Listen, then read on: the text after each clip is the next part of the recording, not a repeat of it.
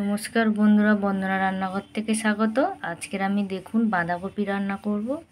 এই বাঁধাকপি ঘষে নিয়ে একটা সুন্দরভাবে তরকারি করব, সেই দেখুন, আমার সাথে থাকুন। বাঁধাকপিটা দেখুন পুরো কলসের মতন দেখতে হয়েছে, ছাড়িয়ে নিয়েছি।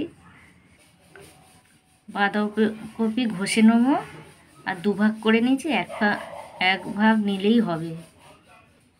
এই ছোট্ট একটা আদা ঘষুনির মধ্যে আমি ঘষে নেব।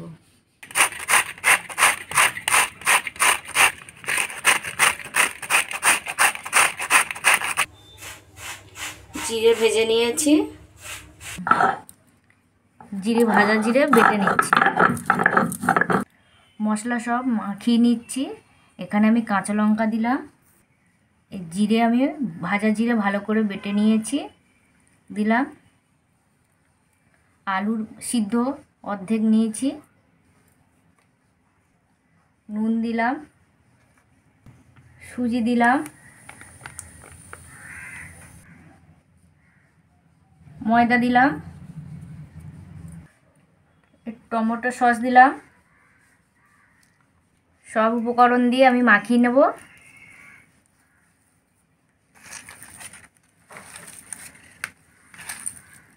নিরামিষ রান্না খুব ভালো হবে এটা।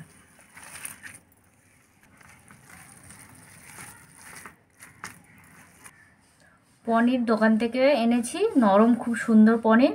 এই মাঝখানে দিলাম, দিয়ে এইভাবে লাড্ডু পাকিয়ে নেব।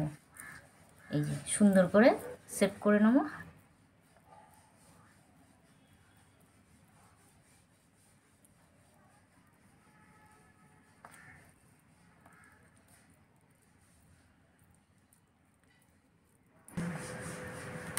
গোল গোল করে আমি একটু শেপ করে নিয়েছি, এগুলো এখন ভেজে নেব। ভেজে দিচ্ছি তেলে।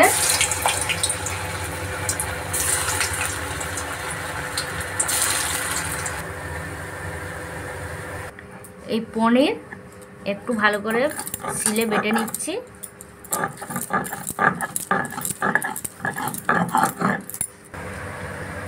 বাঁধাকপির লেটটি ভাজা হয়ে গেছে, তুলে নিয়েছি।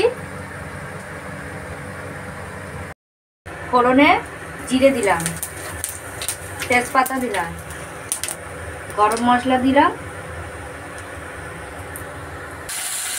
আদা দিলাম, টমেটো, ছানা দিলাম,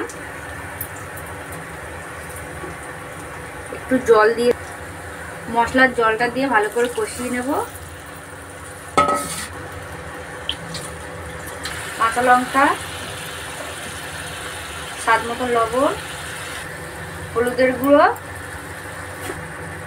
লঙ্কার গুঁড়ো, জিরে পাউডার সব ভালো করে কষিয়ে নেব। মশলা সুন্দর হচ্ছে দেখো রান্নাটা, তাই না? রান্নাটা করতে বেশি সময় লাগে না।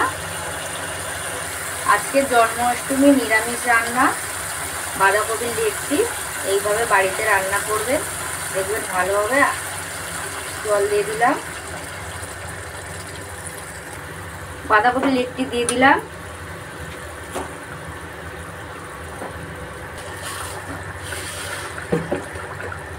চিনি দিলাম কয়েকটা দানা, গরম মশলা দিলাম উপর দিয়ে। রান্না হয়ে গেছে, নামিয়ে নেব।